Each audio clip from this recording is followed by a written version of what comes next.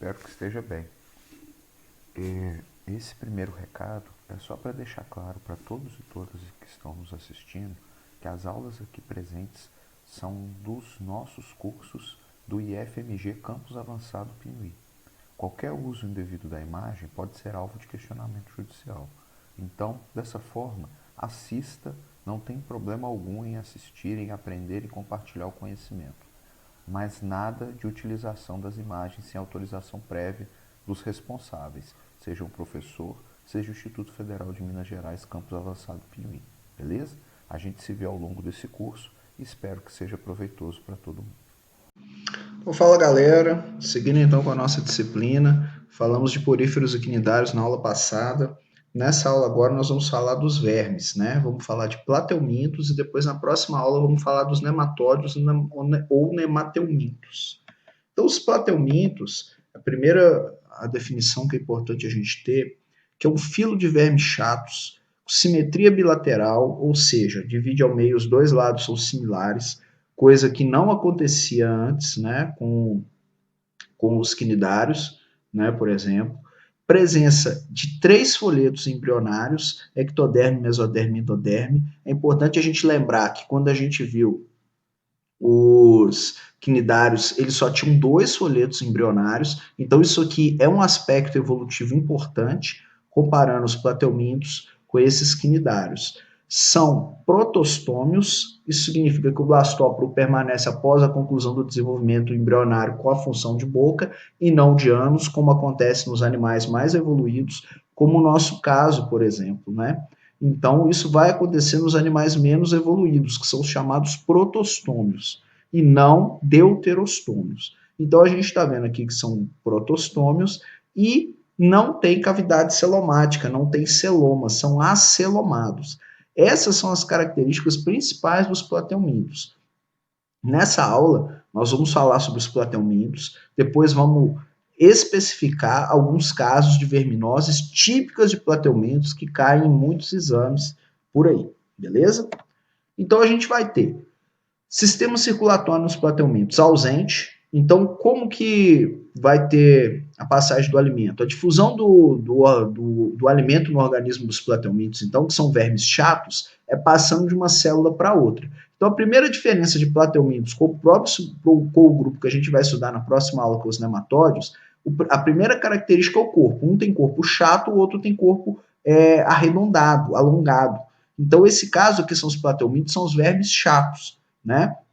Então, o alimento, então, ele vai passar por difusão, ele vai passar de uma célula para outra. Agora, esses vermes já possuem sistema excretor, que são os protonefrídeos. É importante ter atenção nisso, porque os protonefrídeos são uma característica de sistema excretor exclusiva dos plateumintos. Eles têm protonefrídeos que têm um poro terminal localizado na região dorsal do animal. Então, eles têm uma região excretora que elimina, né, que vai eliminar, então, o que não precisa, o que o organismo não tem necessidade. Então, você tem que observar que eles têm protonefrídeos e tem um poro terminal, tá?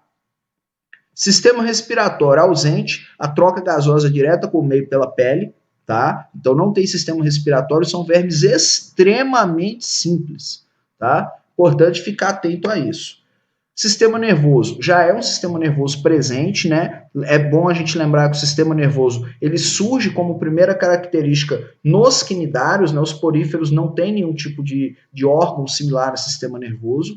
E agora, nos plateumintos, ele já tem um sistema nervoso um pouco mais evoluído que os quinidários. Então, é importante a gente notar que a gente está estudando dentro da evolução desses animais, dos mais simples para os mais complexos, beleza? Então, o sistema nervoso nos plateumintos já é presente. São um par de gânglios cerebrais que ficam na região interior e irradia cordão nervoso até a porção posterior do corpo do plateuminto. Então, eles têm sistema nervoso, a exemplo do que já tinham os quinidários, tá? Atenção nisso daí, que é uma característica importante. Sistema sensorial. Eles têm o sistema sensorial presente, porque eles têm células fotorreceptoras, que são ocelos, né? A gente vai ver daqui a pouco uma imagem de um ocelo, e esse ocelo é muito simples, consegue perceber se está claro ou se está escuro, basicamente isso. Então é fotorreceptora. Então, os plateumintos que têm ocelos são capazes de identificar a claridade ou escuridão do local que eles estão. Então, a gente tem aqui o caso clássico da planária, que não causa verminose, é um plateuminto lindinho, super bonitinho, né? É super legal imaginar, né? Até pelas características de morfologia de divisão que elas têm, as planárias são assim fantásticas. Então a gente tem os ocelos, né, que parecem dois olhinhos aqui para dentro, parecendo zarolho. Tem uma aurícula, tem um dorso pigmentado. As planárias são muito pequenininhas, viu, gente? Não é nada grande, apesar dela parecer. Tem uma boca, cadê a boca? A boca. Tem uma faringe protátil, um ventre ciliado e um poro genital por onde, então, ela se locomove. Fica em locais aquáticos, debaixo de pedras, em locais úmidos, né? De que ela se alimenta? Matéria orgânica em decomposição. A sua cavidade gastrovascular está em praticamente todo o corpo, né? Não possui ânus, então tem sistema digestório incompleto, né? A gente já viu essa característica. É um dos primeiros animais na natureza a possuir cabeça, porque a gente viu que a estrutura denominada cabeça não tinha essa estrutura nem nos poríferos, nem nos quinidários, então as planárias são dos primeiros animais a apresentar essa característica. Além, né, dos ocelos que já falamos. A planária ela tem uma característica que lembra os poríferos, que é a capacidade de regeneração. Aqui tem um exemplo aqui, ó, dela se regenerando, né? Então, até 3 pedaços que uma planária pode ser dividida, ela consegue dar origem a um novo indivíduo. Então, ela tem uma capacidade de regeneração muito importante, né? E é muito interessante como que ela consegue fazer essa sobrevivência. É claro que ela só vai fazer essa divisão se ela não tiver oportunidade, estiver numa localidade onde ela precisa reproduzir a espécie e está com bastante dificuldade. Aí pode acontecer dela ter esse processo de regeneração. Mas, em geral, isso acontece quando ela, por acaso, ou por algum predador, ela é partida, né, e fica só uma parte, e ela tem essa capacidade de regeneração, né? E essa presença de cabeça trouxe, então, os primeiros órgãos de sentidos, aurículas, ocelos, presentes numa estrutura apenas. Então, as planárias, né, além de não causarem verminose, serem super bonitinhas, elas são animais super interessantes da gente estudar, porque apresentam as principais características dos plateumintos, tá? Então, uma planária é muito bacana da gente verificar, da gente estudar, da gente entender as suas funções. Então, planária, são conhecidos, né? Tem a vida livre, tem representante terrestre e aquático, as terrestres ficam em solo úmido e elas ficam em localidades geralmente úmidas, né? Ou cheias de água. Tem simetria bilateral, como a gente já viu, região anterior e posterior, que a gente viu na imagem, e na região anterior tem os ocelos. São aqui, ó, um exemplozinho da planária, ó, que coisa linda. Eu sou suspeito, eu sou muito fã, acho a planária um dos animais mais bonitos da natureza. Bom, reprodução das planárias. Então vamos lá para falar da reprodução das planárias, que é muito interessante. Primeiro que elas são hermafroditas. Então elas podem se reproduzir tanto de forma assexuada quanto de forma sexuada. Tem as duas formas. A forma assexuada é a regeneração, que pode ser até 3. A imagem aqui está mostrando 2, ó. E ela se divide ou é dividida e cada parte dá origem a uma nova planária. Até 3 é possível isso acontecer. Picar ela igual um pedaço de cenoura não funciona não. Mas até 3 pedaços ela consegue se regenerar. Então isso aqui é a reprodução assexuada da planária, que é a reprodução por regeneração. E a reprodução sexuada, que é a postura de acasalamento, que é super engraçada, que é a troca de gametas. Então elas encostam o poro genital uma na outra e uma coloca o espermatozoide na outra. Então ambas vão ficar, não seria grávidas a palavra, mas ambas são fecundadas e então elas vão liberar os ovos para o meio externo. E aí as duas então ficam com os ovos fecundados e aí vão liberar os ovos para o meio externo, de maneira que cada uma possa dar origem a um novo embrião e esse novo embrião gerar uma nova planária, tá? Então as planárias têm reprodução tanto assexuada quanto reprodução sexuada. As planárias são muito legais. Então aqui agora, né, é importante a gente falar que em países subdesenvolvidos, né, e a gente é um caso desse, as verminoses são muito frequentes. e a gente tem como principais causas, né, falta de saneamento básico, ausência de hábito de higiene, moradia inadequada por falta de política pública de habitação, falta de educação sanitária, porque as pessoas muitas vezes não são educadas de maneira a contribuir com hábitos de higiene, né? Sistema de saúde precário, alto índice de pobreza, má distribuição de renda. Então, presença de verminose é sinônimo de pobreza. Então, países que têm muita verminose, que é o caso do Brasil, é sinônimo de país com muita desigualdade social, né? E agora a gente vai poder, né, falar de algumas dessas verminoses que causam muitos desses problemas que a gente já viu. A primeira que nós vamos falar é o Esquistossoma mansoni, aqui, da classe trematoda, né, que são os vermes chatos. Então, isso aqui, né, sempre tem atenção na hora de anotar, né? E são dioicos, então eles possuem machos e fêmeas, tá?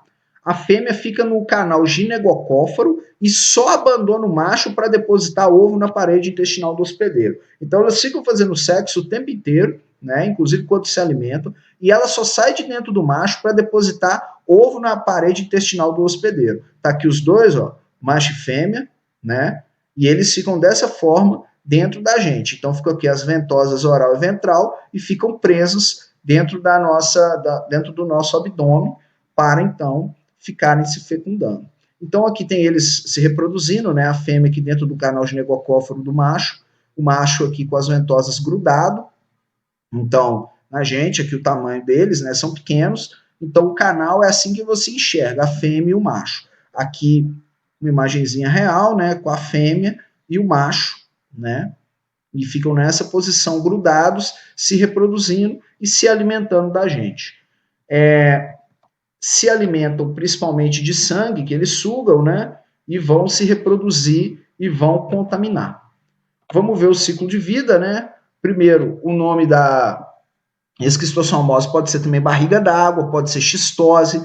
Quem causa esquistossoma mansoni, que é o nome científico. E aí você tem o ciclo de vida, o caramujo bionfalaria, né? E nós somos o hospedeiro definitivo. Então, a presença desse caramujo bionfalaria é que indica a possibilidade de ter xistose naquele local, porque esse caramujo vive em lugar úmido, vive próximo à água parada, água não muito corrente, que não tenha muita velocidade na água. Então você tem os plateumintos nessa região. Então você tem o caramujo, né? Esse caramujo libera uma cercária, essa cercária entra pelo pé, né?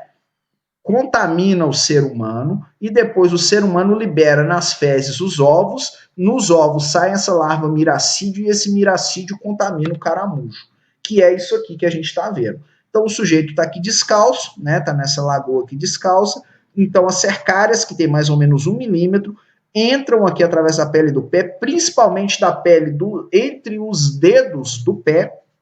Então ela entra entre os dedos do pé, que a pele é mais fina, entra, contamina o sujeito. Contaminou, o verme adulto vai aqui, ó, desce, vai nadando até chegar na região do fígado, na região intestinal. O verme é muito pequeno, cerca de 10 milímetros, né? Então, assim, na régua é difícil de você visualizar, né? E aí, a fêmea é um pouquinho maior, tem 15 milímetros. Então, eles ficam localizados aqui na região abdominal, ficam aqui próximos na região do fígado, ficam na região do baço, se localizam aqui na região intestinal também e causam, inclusive, aumento dessas regiões. E aí, o sujeito contaminado elimina as fezes contaminadas por ovos. Os ovos têm 0,15 milímetros e quando cai na água, cai no local adequado, eclode a larva, eclode o miracídio, que tem 0,2 milímetros. Esse miracídio, então, invade o caramujo hospedeiro, que é o bionfalaria, e o bionfalaria, então, libera essa cercária para começar a contaminação toda de novo. Olha, tem que saber o ciclo da esquistossomose, viu? Isso aqui é doença que cai em vestibular, doença que cai em Enem, e você tem que saber essa ordem, tá? Sintomas da esquistossomose, né? Então, dores abdominais, muitas dores abdominais, fraqueza generalizada, aumento de órgãos como o baço e o fígado, então o baço e o fígado ficam de maneira inchada, e em casos graves o chamado barrigão, que o ventre incha pelo acúmulo de água entre a pele e os órgãos, né, com o aumento do baço e do fígado. podendo chegar a situações como essa que a gente está vendo na imagem, né? Então, assim, é uma doença é uma verminose complicada, sua profilaxia não é difícil, né? E deve-se buscar ajuda médica em caso de contaminação antes que chegue em casos como esse, que já não tem mais o que fazer com relação ao tamanho da barriga. A prevenção da esquistossomose. Evitar esgoto sem tratamento, né? Medidas de saneamento básico, que é o básico para qualquer dessas doenças. Evitar andar descalço ou contato em área de água, né? Em área de água que tem caramujo. Então, se tiver caramujo na água, evitar andar descalço nessa região. Educação, né? Educação sobre o controle da doença, medida de prevenção. Os lagos ou lagoas onde tem a presença de esquistossomose são comumente chamados de lagoas de coceira, e combater o caramujo moloscocida, né? O controle biológico do bionfalária, que é a principal forma de contaminação da xistose, da esquistossomose nos seres humanos. Então a gente tem que ter muita atenção. Esquistossomose é doença que cai, prevenção de esquistossomose, profilaxia, que a gente acabou de falar, cai, ciclo da esquistossomose cai. Então tem que ficar atento, que você tem que saber tudo sobre a esquistossomose, beleza? Lembrando que a gente ainda está falando de plateuminto.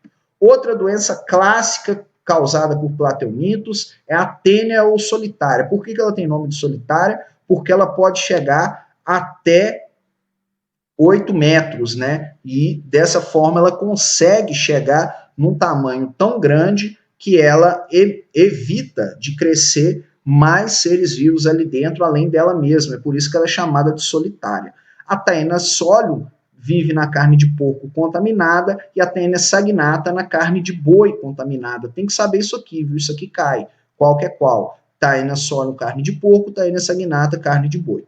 É importante, então, a gente entender, isso aqui é a cabeça por onde ela se gruda, isso aqui que parece um cabelinho, são ganchos, então ela se engancha na região intestinal, no início, na cabeça coloca os escólex, que são esses ganchos, se grudam lá, são ventosas, então ela fica grudada dentro da região intestinal, e aí o seu corpo, e aqui tem os proglótides. Então ela cresce com vários proglótides, como se fossem pedaços de papéis dobrados, e esses proglótides vão ficando maduros, e na verdade ela tem, dentro dos proglótides, o testículo e a vagina, e ela vai fazendo esse poro genital e vai se reproduzindo e liberando esses proglótides cheios de ovos. Então, as tênias precisam de um segundo hospedeiro, né, que é o porco ou o boi, né, e tem o aparelho reprodutor masculino e feminino nos segmentos retangulares, que são os proglótides. É importante, então, a gente lembrar o que vai acontecer.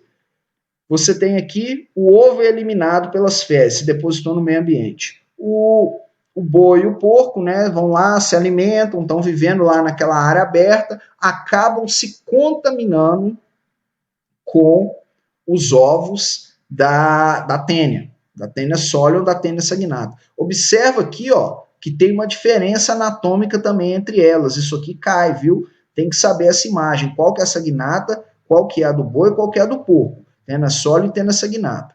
E aí, contaminam. Lá no boi e no porco, ele se desenvolve, vai se desenvolver no músculo, né, na carne do animal, e quando o ser humano se alimenta da carne mal cozida, né, da carne contaminada, ele se infecta, então, pela contaminação da carne mal passada, e aí ele passa a ter a solitária, que é o verme adulto, o verme definitivo, que fica, no caso, no ser humano para contaminação. Tem que saber esse ciclo, o ciclo simples, ele tem um hospedeiro intermediário, que é o boi ou o porco, e tem o hospedeiro definitivo, que somos nós, tá? A teníase, né, é a doença causada também que é causada pelo verme adulto, né, que é a solitária. Então, a teníase, que é a carne mal passada com ovos e larvas. Então, o ser humano é o hospedeiro definitivo, boi, vaca, porco, etc., são os hospedeiros intermediários. Aqui o cisticerco na carne, né, que dá para observar, que alguns chamam de canjiquinhas na carne, então não é adequado para alimentação, porque está cheio de verme nessa carne. E você tem uma outra doença também causada pela tênia, que é a cisticercose, que é quando você se alimenta dos ovos que saem das fezes sem passar pela fase do caramujo.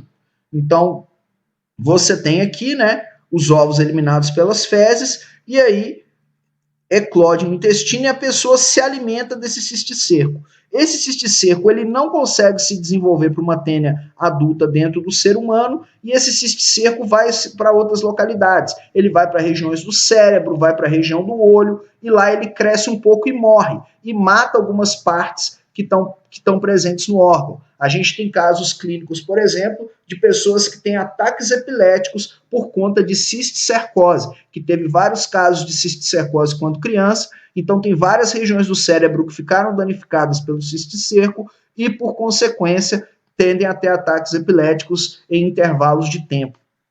Né? Então, aqui a gente tem um ciclo, né? O ciclo, então, da cisticercose é os ovos eliminados nas fezes e a alimentação, então, do cisticerco fora dessa de passar pelo ciclo do boi e do porco. Se passa pelo boi e para o porco, teníase. Se não passa, se é direto dos ovos para o ser humano, é a cisticercose. Então tem que estar atento a essas duas doenças que são causadas pela tênia. Né? Então a solitária ela causa dois tipos de doença: causa teníase e causa cisticercose. Tem que estar atento com isso para não vacilar, tá? Então, sobre plateumitos, o nosso destaque principal são essas duas doenças e as bonitinhas das planárias, tá ok? A gente se vê na próxima aula que a gente vai falar sobre nematóides.